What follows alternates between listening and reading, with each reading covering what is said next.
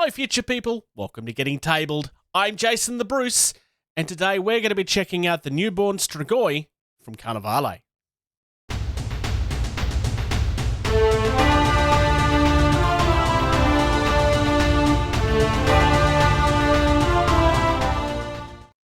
So, for those of you that have been following for a while, you may recall at some point last year we looked at the Dracula crew.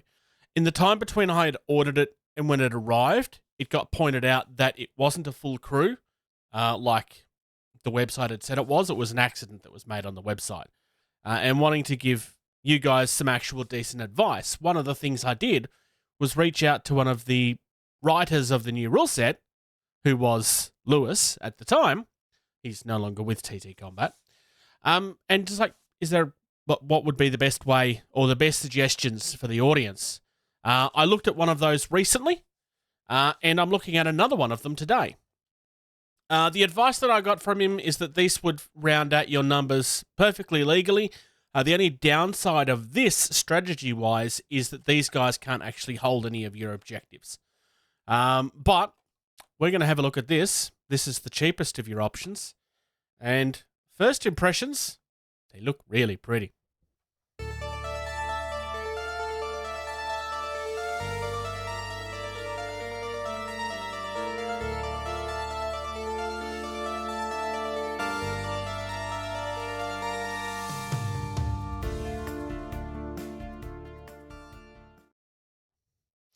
All right, so here we are with our first one.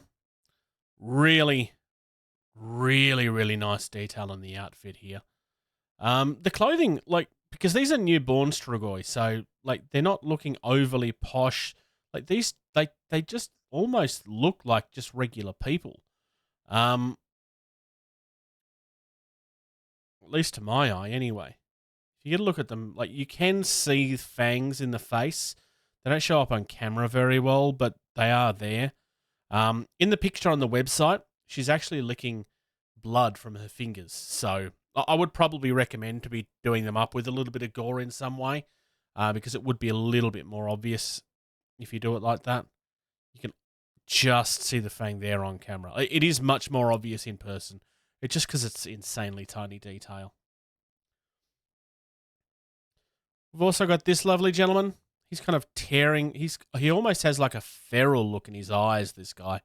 He's tearing his shirt off. Probably a little hungrier than he should be, would be my thought. This guy came free from his sprue. It's something that happens in shipping sometimes. But there's no damage at all. In fact, there's almost no mold lines or flashing on this at all. It's really clean. A little bit around the neck there. Otherwise, like, this is really impressive. He also has these. So that's his arm. Oh, I've accidentally broke the hat off. That's his arm. The arm kind of comes along the side like that as he's tearing his shirt off. Obviously, it's not going to fit properly at the moment because it's still on sprue. Lovely detail. Honestly, like really nice detail. There's no loss of detail on this at all. It's really nice.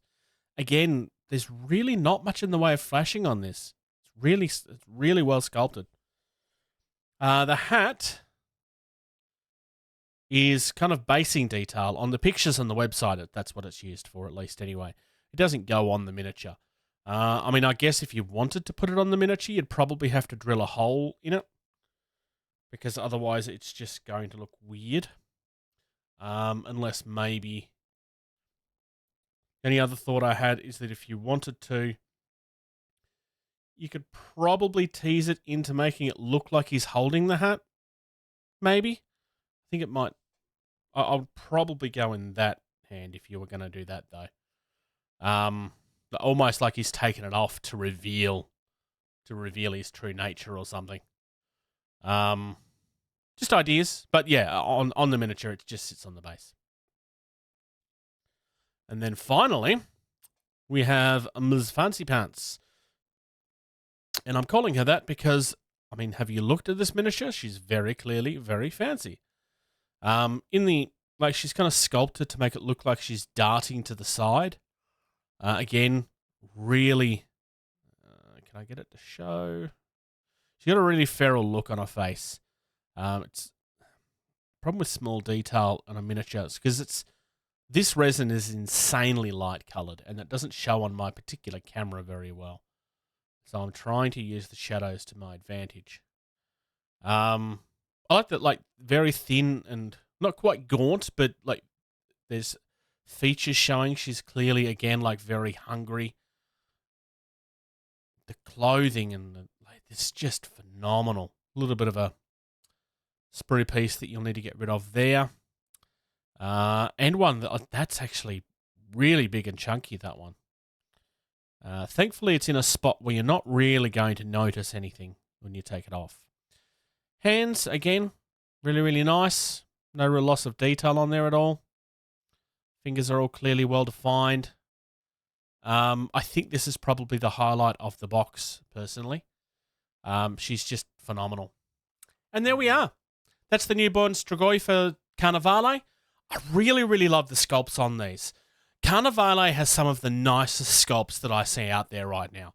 I mentioned this in my last Carnevale video, where it kind of feels like this is a game that's kind of on the cusp of becoming a really big deal. I mean, it has a very dedicated fan base.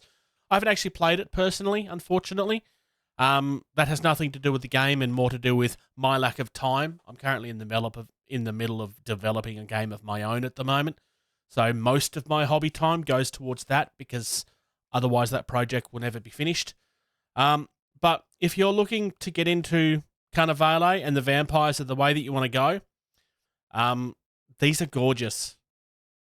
Like, they really are. They're gorgeous.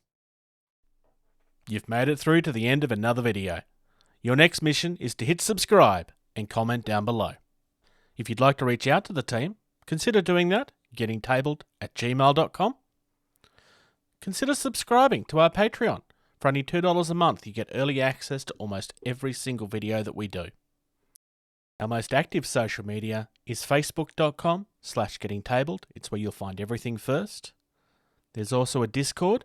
There's an invite on screen right now. If you type that in, it'll give you instant access. If you're on Twitter or Instagram, you can find us at gettingtabled. It's not the most active, but it's something we're trying to use more all the time.